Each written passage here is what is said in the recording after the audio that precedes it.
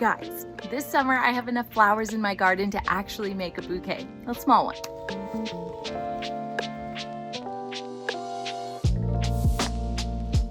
Okay, friends, welcome to my desk. I'm going to set my little bouquet of flowers here, freshly picked from my garden. I've got a ceramic palette, my little Shayda Campbell watercolor set, a couple of paintbrushes, number 8 round and a number 8 filbert. And then you can see I've got a few colored pencils there as well, which we will use later. Now I'm going to start by mixing up a color for these beautiful black-eyed Susans. I'm using yellow with a little bit of Naples yellow and just a hint of white to kind of make it a bit more buttery. Then we're going to mix magenta and burnt umber. The magenta in this set is called Rose Madder Hue. And then I've got a beautiful color in this set called Purple Lake, and I like to mix that with just a whole lot of water. It's a great color for flowers. My favorite green, of course, is sap green plus a little hooker's green and a whole lot of burnt umber. Mixing a bit of brown in just makes it that more natural, earthy green. This is the Shayda Campbell Travel Watercolor Set. It's available on Amazon. I will link it below. And then we're going to come over here and we are going to get painting. And I love painting daisies, like black-eyed Susans, or coneflowers also are fun because of the long petals that fan out in all these weird and wonderful directions. And the filbert brush is so good for this. You can turn it on its side to make really thin little lines, but then the brush as is will give you these kind of fat, perfect petal and leaf shapes. And so you go around, leave some weird spaces in between would be my suggestion, and just make petals that are weird.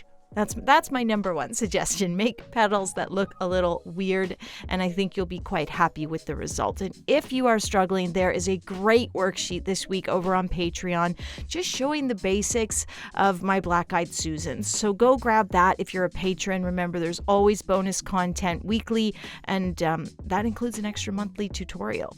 Okay, there's a coneflower. She's a little crazy, but like I said, we're making it weird, and weird petals and weird wonky shapes make for better flowers. And then I'm going to do that light purple coneflower. These ones, I am using the Purple Lake mixed with just a little hint of white, and I am painting them on an angle. So instead of painting a big circle or wheel of petals, you are just going to paint a semicircle of your weird petal shapes. Some thin, some thick, some a little broken and crazy on the end. And then you're going to see me lift a little color. So there was a lot of blending of that red and yellow. I also lifted some color from the center of the coneflower, and I just use paper towel to do that. It's a great way to create natural highlights or just fix up little areas that you're, not happy with. And we're putting another black-eyed Susan up there. At this point, the bouquet is just inspiration, just color inspiration. I'm just going rogue now. For the daisy, I just painted the center.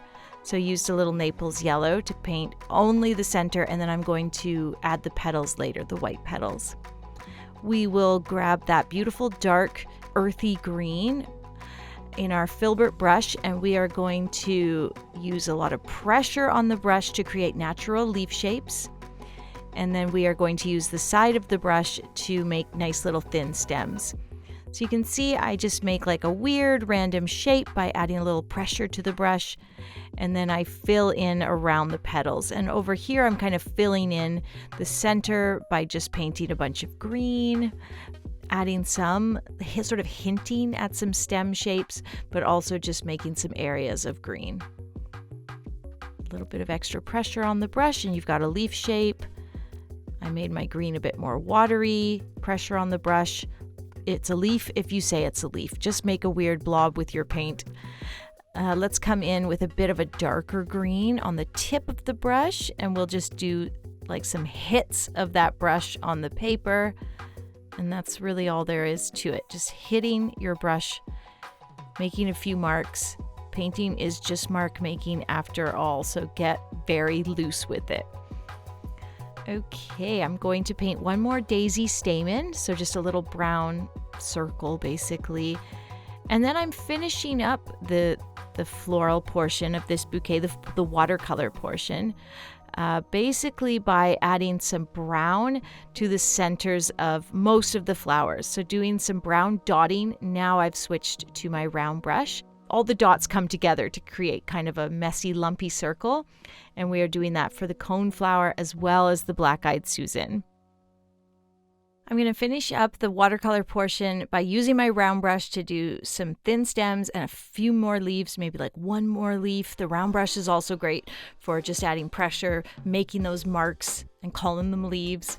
And then we're going to grab our colored pencils as well as our pencil sharpener. And once this is completely dry, I used a hair dryer to make sure, we're going to add some detail. And I always have a lot of fun with this step because this is your playtime. You already have all the forms in place. So now you can add like really fine detail, or you can just continue the mark making process, which is more what I choose to do.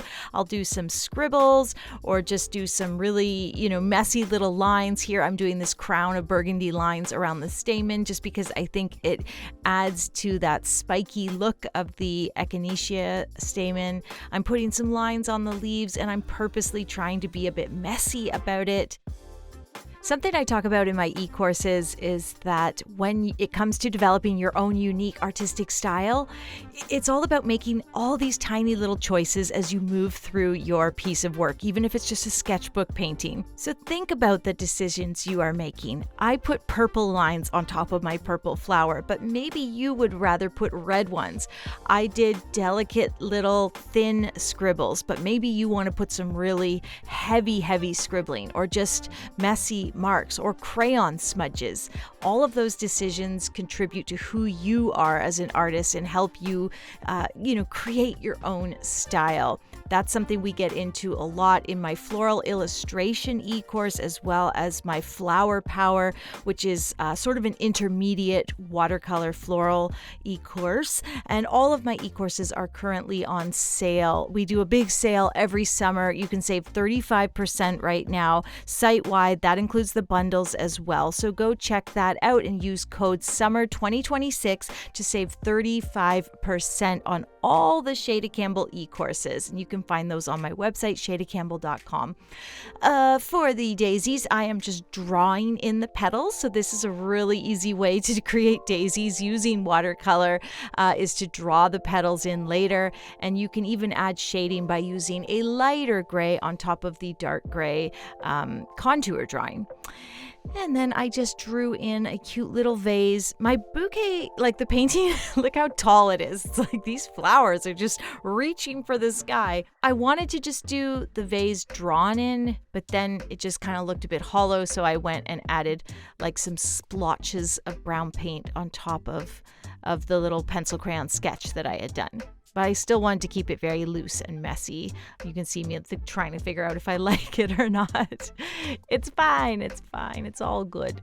I'm going to sign this and we'll call that done. I had a lot of fun with this one. It was very satisfying to paint flowers from my own garden. Never thought I would get there. I want to thank my mom for helping me learn the art of gardening. And I want to tell you, go grab that summer sale on my website. All e-courses 35% off. Get the worksheet on Patreon, and I will see you soon with a new tutorial. Bye.